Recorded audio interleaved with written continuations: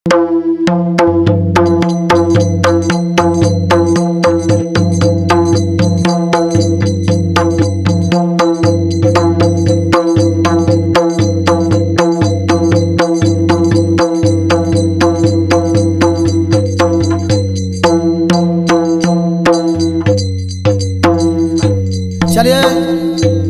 हमारे पता है डिस्ट्रिक्ट समस्तीपुर से ग्राम सिमरी गोपाल पोस्ट बल्लाभ हयापुसा से चल के हम आए हैं पटना बाबा फतुहा स्टूडियो में।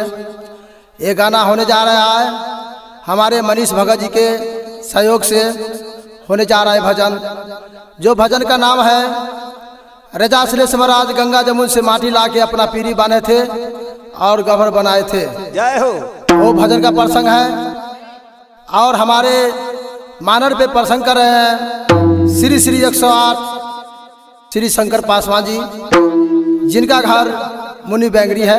जय हो। और हमारे झाल पे प्रसंग कर रहे हैं जिनका घर रतनपुरा बेला लगता है, नाम है जितेंद्र भैया। और हमारे सहयोगी पीछे से बैकिंग कर रहे हैं जिनका नाम है अरविंद पासवान जी, जो गुराई के निवासी है। और हमारे एक चंदन भैया जी हैं जो सारू भी लगते हैं, जो शर्मा के निवासी है चंदन जी। जय हो। जय हो। हमारे कोरस कराने के लिए लोग तैयार हैं और राजा जी का कृपा होगा। जय जयकार होगा। प्रेम से बोले मैया सरस्वती महारानी की, अपने अपने गुरु महाराज की। लियो भैया, जय हो। राजा श्रेष्ठ महाराज है। हमारे पासवान जी का देवता है। जय हरि। और बहुत भाग की बात है जय हो। कि आज हम फतुहा बाबा स्टूडियो में हम राजा श्रेष्ठ का भजन करने के लिए जा रहे हैं। जय हो। उन बाबू को, दिलीप बाबू को बार बार नमस्कार प्रणाम है। जय हो। और चलिए आप अगला प्रसंग पे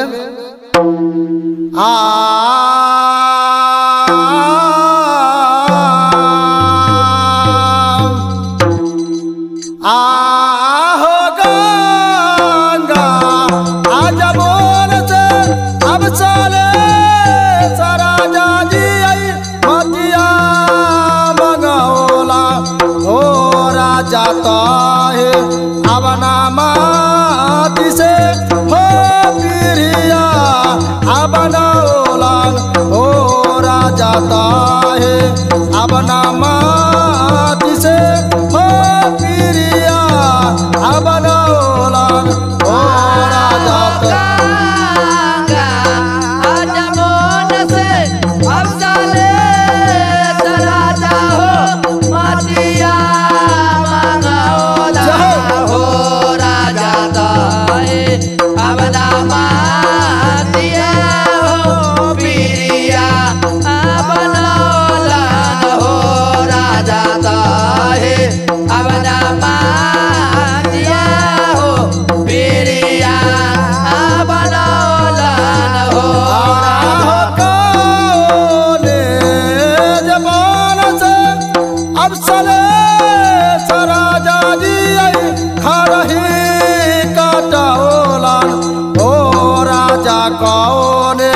अवना पान से होका चलन भी इतबसवा हो राजा कौन अवना पान के होका चलन भी इतबसवा हो।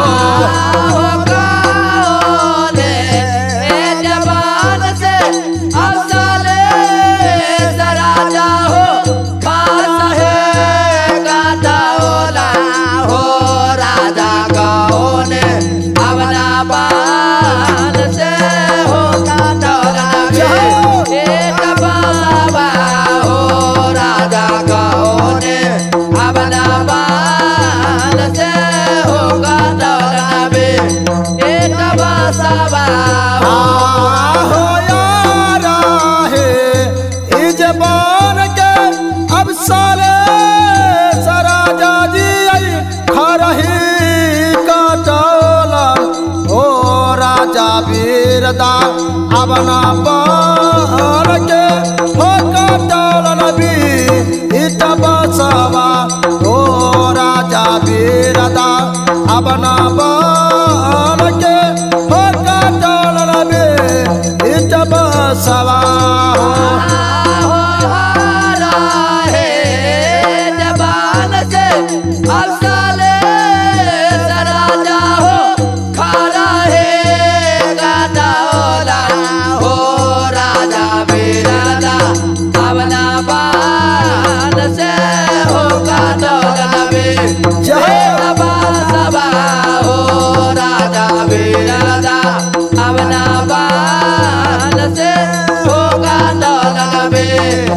बेटवा सबा हो प्रेम से बोलो श्रीमान दास महाराज की, बउआ मोती राम की, बढ़िया चौहर महाराज की। भैया भैया हमारे रजा सुरेश महाराज आए है गंगा जमुन से माटी लाए आए है और वह माटी से हाँ अपना पीरी बांध लिए। आए है ये दशहरा का समय था भैया, जय हो उस समय में रजा सुरेश महाराज अपना पीरी बांध लिए बांध लिए और रजा सुरेश महाराज आए कौन वन से खरी कटा के लाए आए है और कौन वन से हरौटी बीट बांस कटा के लाए। जय हो भैया जय हो हमारे रजा सुरेश महाराज आए है अरी वन से खरी कटा के ले आए जय हो और बिरदा वन से हरौटी बीट बांस कटा के लाए। कटा कर ले आए भैया भैया उस समय हुआ क्या, क्या हुआ रजा सुरेश महाराज क्या करते उस बांस को, क्या करते आब हो बांसाबा आकटोलम अब साले सराजा दिए हाथवा चिराओलन ओ राजा राजी अब नाराज हो गहबर आई बनोलन ओ राजा राजी अब नाराज हो गहबर अब बनोलन। हो बासाबा चहो। कटाएले अब चले सराजा हो फाथावा चिराओला हो राजा राजे अब नाराजे हो लगा अमरवा हो राजा राजे अब नाराजे हो लगा अमरवा हो आहो काते कोटे मानैया अब साले सराजा दिए मुझके रसारिया ओ राजा बीच अब ना बनैया और समा के हेरा डोरिया ओ राजा बीच अब ना बनैया और समासु उता डोरिया हो। हो काते को ते बालैया अब चले सराजा हो मोजा के रसारिया हो राजा बीच अब ना ठाइया हो रे सामा के ओटा डोरिया हो राजा बीच अब ना ठाइया हो रे सामा के ओटा डोरिया प्रेम से बोले भैया सरस्वती महारानी की। जय। भाई चंदन जी भैया सकल देव बाबू देखिए कहियो रजा सुरेश महाराज आए राज के पर गहवर तैयारी कर लखिन आहा और रजा सुरेश महाराज काते कूते मूछ की रस्सी बांध लखिन आए है और 20 ठैया में रेशम डोरी बांध लखिन अपन गहवर में। जय जय हो हो और रजा सुरेश महाराज ठाठ करो जब तैयार कर लखिन आए ठाठ करो के रजा सुरेश महाराज अपन धरन पर चढ़ा लखिन जय हो बुझलिए। आयो वही समय में रजा सुरेश महाराज वही ठाठ करो के कैसे का छावनी कलखिन कैसे का कैसे का वो बयान सुनिए वहां से। सुनैयो आब हो कोने ए जे फूल के अब साले सराजा दिए छरहार दिया ओलन ओ राजा कौने अब ना फूल के हो छावनी करोलन ओ राजा कौने अब ना फूल के हो छावनी करोलन हो। हो काने जब फूल के अब चले सराजा हो थारा दिया हो राजा कौन अब ना फूल के हो छावनी करोला हो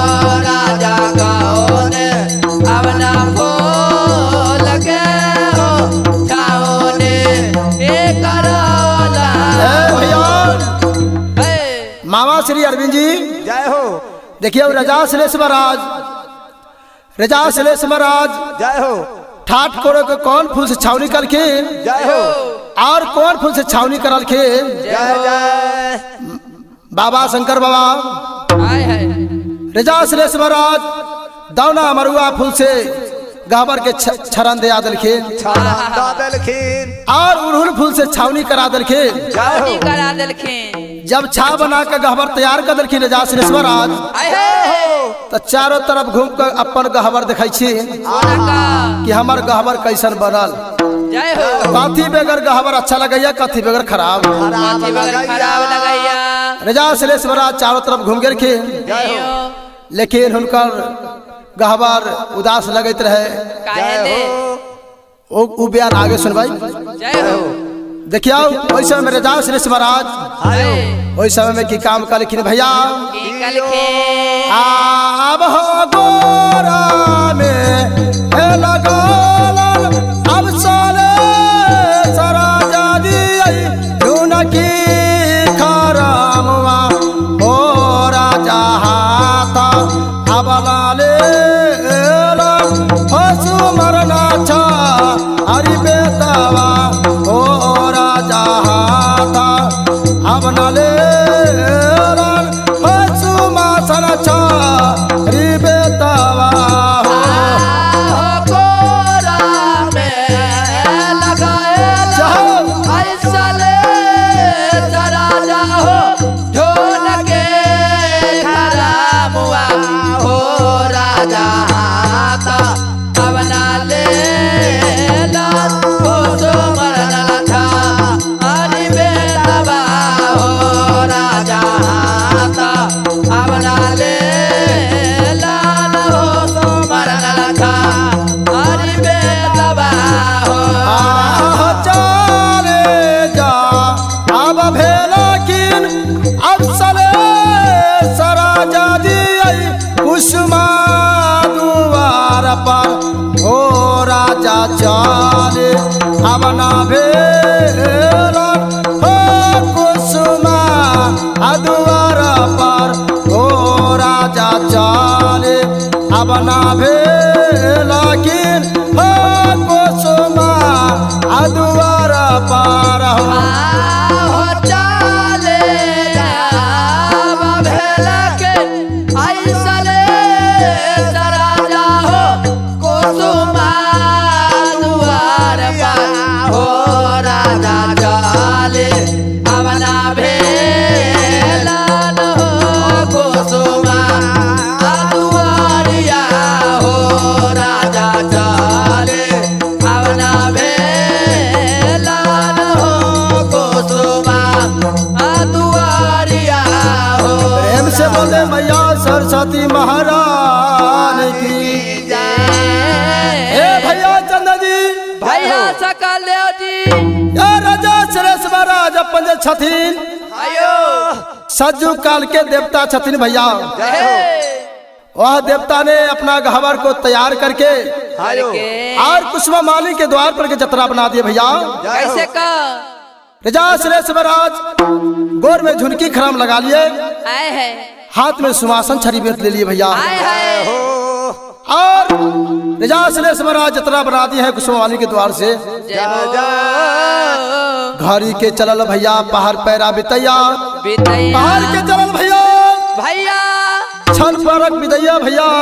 आए है छन पलक में राजा श्रेष्ठ महाराज कुसुमा माली के दरवाजे पर जुम गेलखिन, यानी पहुंच गेलखिन भैया। जय हो और कुसुमा कुसुमा द्वार का पुकार करबे करे छन द्वार पर से खड़ा होकर खड़ा होकर। जय हरि उस समय में राजा श्रेष्ठ महाराज के बात सुनकर है कुसुमा माली घर से निकल कर बाहर हो गलखिन। आहा उस समय में राजा श्रेष्ठ महाराज कहलखे की कलखे आब हो बारा आय बारिश के अब सारे राजा जी उमरिया मरा बीता गेल हो राजा कहियो अब नायो एला हो हमारो हो दुआर पर हो राजा कहियो अब नया एला हो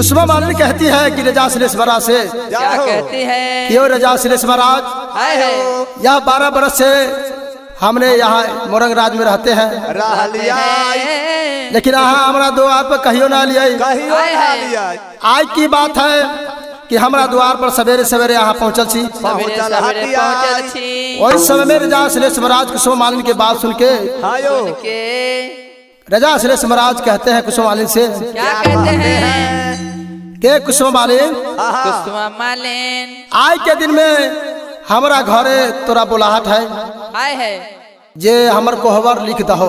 जय हो वही समय में कुसुमा मालिन का लखे एक लखें आब हो बारा आबरी साके अब साले सराजा जीव मरिया मरा बीतलाई ओ राजा कहियो अब नाली खाली हो साले सको ओ हमारा ओ राजा कहियो अब नाली खाली हो साले सको हमारा आया हो बारा बड़े सबा अब साले सराजा हो उमरिया हमारा बेटा क्या बात है? हो राजा कहियो अब नाले खाले हो साले सको ओ हमारा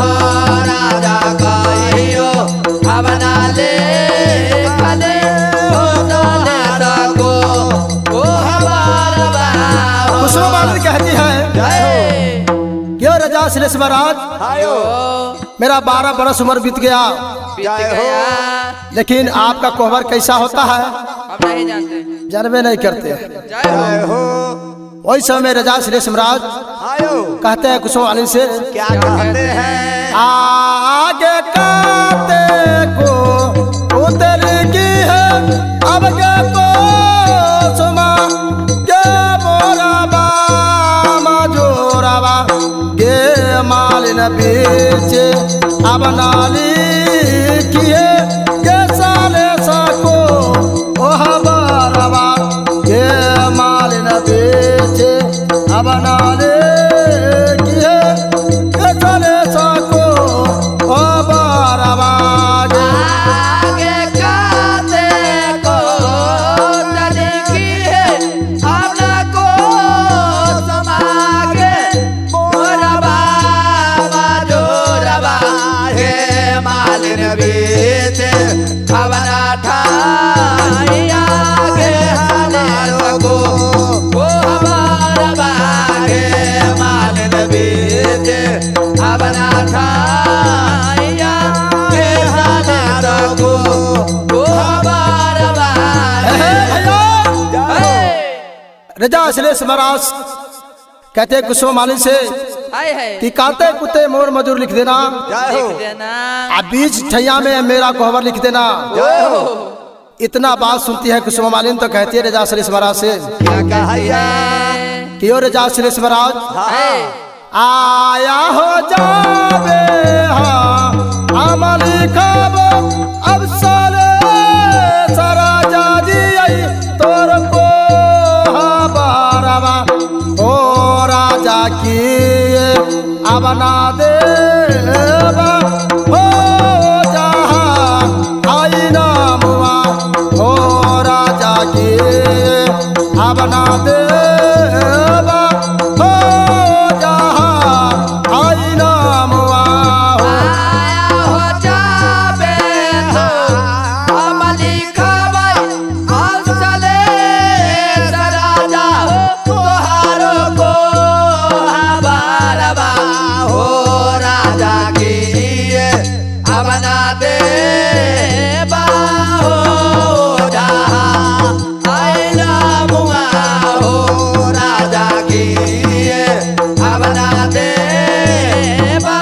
हो जहाँ आई नामुआ प्रेम से बोलते श्रीमान रजा श्रेष्ठ महाराज की जय बाबा शंकर जी जय हो रजा श्रेष्ठ महाराज को कुसुम मालिनी कहती है, आए हैं यो राजा श्रेष्ठ महाराज, महाराज जब मैं आपका कोहबर का विध व्यवहार कर देंगे है और लिख देंगे कोहबर, जय हो। तो हमको ओझा इनाम बख्शिश में क्या सब दीजिएगा? क्या सब कौन कौन सामान दीजिएगा? उस समय राजा श्रेष्ठ महाराज को कुसुम मालिनी की बात सुनते हैं। आए हैं कुसुम मालिनी से कहते हैं राजा श्रेष्ठ महाराज, क्या कहते हैं? हे कुसुम मालिनी, माले जब तू हमर कोहबर लिख देबाओ आए हैं तो तोरा हम लहंगा पटोर देबाई आए हैं और मलिया के चढ़ने के घोड़ा देबो। लिपस्टिक को देबो। उस समय में कुसुम मालिनी राजा श्रेष्ठ महाराज से कहती है, क्या कहती है? अब फाटे छे जाताई अब सारे सरा जादी लहंगा पटोरवा ओ राजा मारे अब ना जाए ओ चढ़ाने एक घोड़ावा ओ राजा गाली अब ना जाए ओ चढ़ाने एक घोड़ावा। हो पाटे के जाए तई आप चले सरा जाओ लहंगा पटोरवा हो राजा मारे आना जाए ताई हो चढ़ाने एक घोड़ावा हो राजा मारे आना जाए ताई हो चढ़ाने एक घोड़ावा। ए भैया चंदन जी, सकल देव जी कुसुम मालिनी कहती है राजा श्रेष्ठ महाराज से क्या कहती है? कि यो राजा श्रेष्ठ महाराज, राजा जी जो हमको आप जो लहंगा पटोर दीजिएगा जय हो।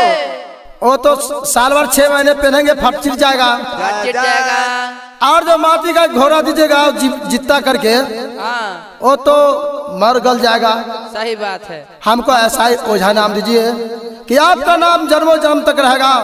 जीवन भर। उस समय राजा श्रेष्ठ महाराज कहते हैं क्या कहते कुसुम मालिनी से, ए कुसुम मालिनी, जाओ तुमको 14 कोस का दौना फुलवारी दिए, फूल लोड़ के अपने बाल बच्चा को गुजर गुजरात करना। जय हो। उस समय राजा श्रेष्ठ महाराज कुसुम मालिनी को दौना फुलवारी बकस देते हैं माली को, जय हो। और कुसुम मालिनी को सिर का सिंदूर बकस देते हैं और आशीर्वाद दे देते हैं जय हो। कि जाओ जन्मों जन्म तक तेरा नाम अमर रहेगा। आप देखिए चंदन भैया, भैया सकल देव जी राजा श्रेष्ठ महाराज वहां से जतरा अपने घर को आ गए। जय हो। और उस समय में राजा श्रेष्ठ महाराज क्या क्या काम करते हैं भैया? क्या काम करते हैं? अब होता ही गा आहबारा में अब साले सरा जादी पलंगा चावलन हो राजा सूती अवना रहलन हो पलंग आया अलसाइए हो राजा सूती अवना रहलन हो पलंग आया अलसाइए हो। होता है गाहबार में अब साले सरा जाओ पलंगा जय भैया। हो राजा सोते अब नारा जितेंद्र भाई झटका मारा। हो पलंग आया अलसाइए हो राजा सोते अब नारा हो पलंग आया अलसाइए हो। अब होया पाने तासुतालन अब साले सरा जादी लाली से जपालाना पर ओ राजा सामर अब ना सुतालन हो तोहरो गो और थारिया ओ राजा सामर अब ना सुतालन हो तोहरो गो और थारिया। होया पाने लसुताला अब साले सरा जाओ लाली से पाला गया हो राजा सामर अब ना सो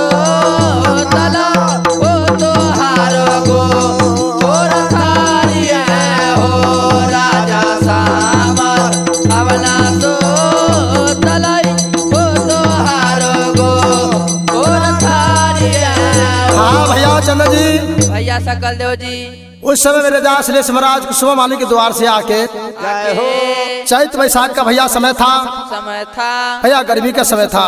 जय हो। रजा श्रेष्ठ महाराज उस गहबर में अपना पलंग बिछा लिए अच्छा। और उस पलंग पे जाके असागस हो गए। जय हो।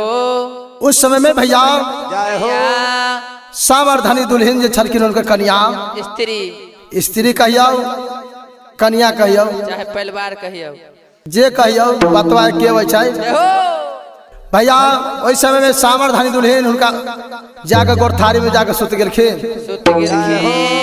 अब भैया जब कुछ देर जब बीतले भैया का 8-9 घंटा भैया जब सामर्थनी दुल्हन के जब पसीना चले भैया रजा श्रेष्ठ महाराज के चदर के खुट भीज गए भैया। रजा श्रेष्ठ महाराज काचे नींद में चिहा के उठ गेलखिन।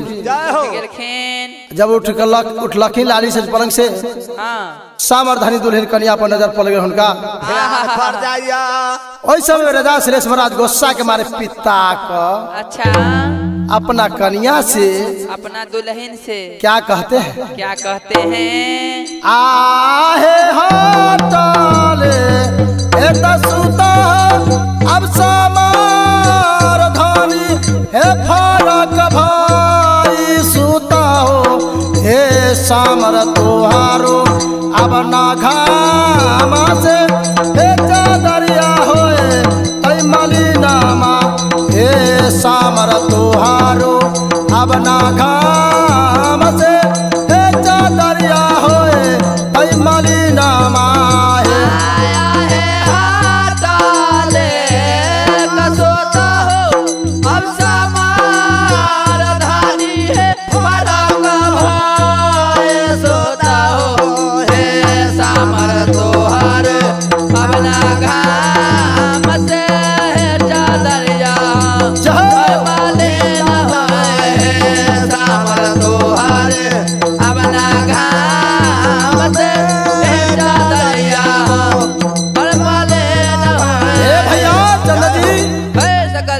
बाबा शंकर जी आपको कोटि कोटि प्रणाम है आपको। जय हो मेरे सकल बलमुआ की तरफ से जय हो जय हो। आपका कृपा है जब मैं ये बाबा स्टूडियो में आके आज हमको मौका मिला। रजा श्रेष्ठ महाराज उस समय में अपने कन्या से कहते हैं क्या कहते हैं कि तनी अहाँ हाथ का सुतिया हो जय हो अच्छा फराक होकर सुतू अलग हो अहाँ के जो पसीना से हमर चादर खोट जे है भीज जाए मलिन हो जाए। आ जब हम चलब रास्ता में तो लोग सब हंस कर मार देते। जय हो मार देते हैं। उस समय में सामर्थनी दुल्हन रजा श्रेष्ठ महाराज से कहती है क्या कहते हैं अब हो भीजे दा भीजे अब हो सामिना हो चादरिया कोट मालिनामा हो सामी भोरे अब ना हो इते हो धबिया घर अधोए बाई हो सामी भोरे अब ना हो इते हो धबिया घर अधोए बाई हो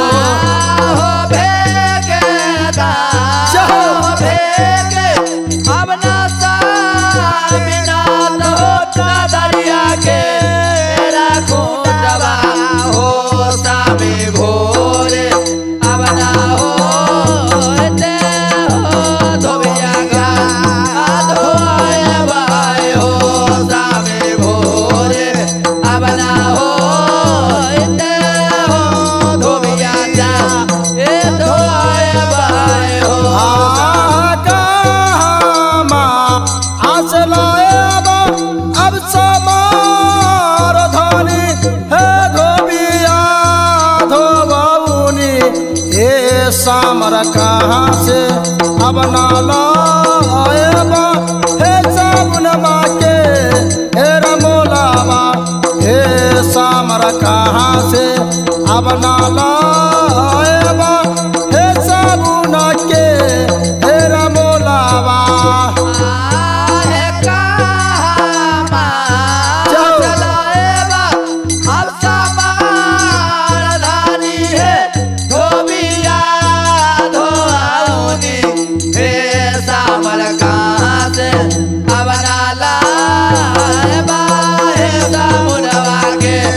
तेरा बोलवा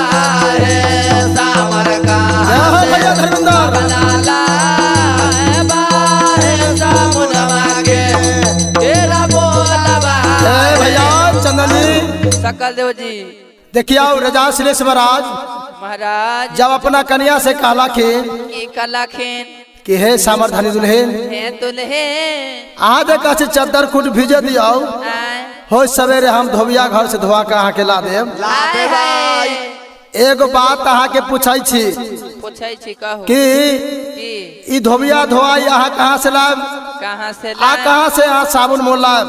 जय हो तोहर बाबा लगैया बजर बढ़ियार जय हो आ भैया लगैया बाभन राजपूत के हरबा लगैया लगैया तू कहाँ से लेबा से बताबा। जय हो ओहि समय में जब इतना बात सुनलखी सामर्थनी दुल्हन जय हो उनका मन में बहुत जोर गुस्सा आ गए। पेट चढ़ गेलै हाँ हाँ गुस्सा के मारे सामर्थनी दुल्हन अपना सुरमा से स्वामी से कहे छी जी कहै कहैया छै आब हो बाबा अब रहलै अब स्वामीनाथ हो मुना से देवनवा हो स्वामी भैया अब ना रहलै हो गमक चा अकुदरवा हो स्वामी भैया अब ना रहलै हो गमक चा अकुदरवा हो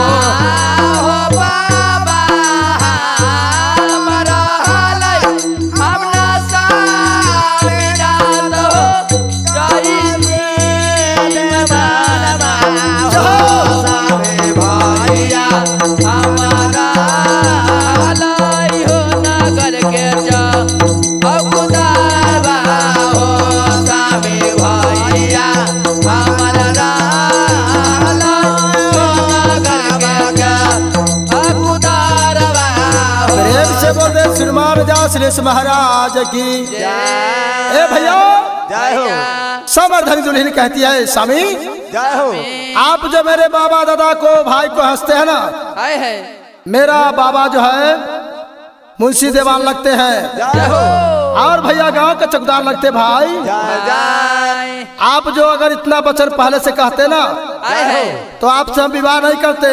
नहीं करते अपने बाप भाई के घर में हम जीवस काट लेते, दुख काट हो चाहे सुख हो हम काट के जीवस कमा लेते कुमारे रह रह जाते। जाती रा रह जाती। कुमार रह जाती आए कबारा बोल दियो पान जान हो श्री आगा हो वाहन वाना। नायक बेर बोलने आपाचा ओ श्री भागा हो प्रेम से बोलते श्याम रामचंद्र भगवान की। देखिए ये सभी आदमी को हमारे जितने गुरुजन हैं सभी आदमी को प्रणाम। जय हिंद जय भारत। मेरा नाम सकल बलमुआ। जय हो Recorded by Baba Studio, Fatuha.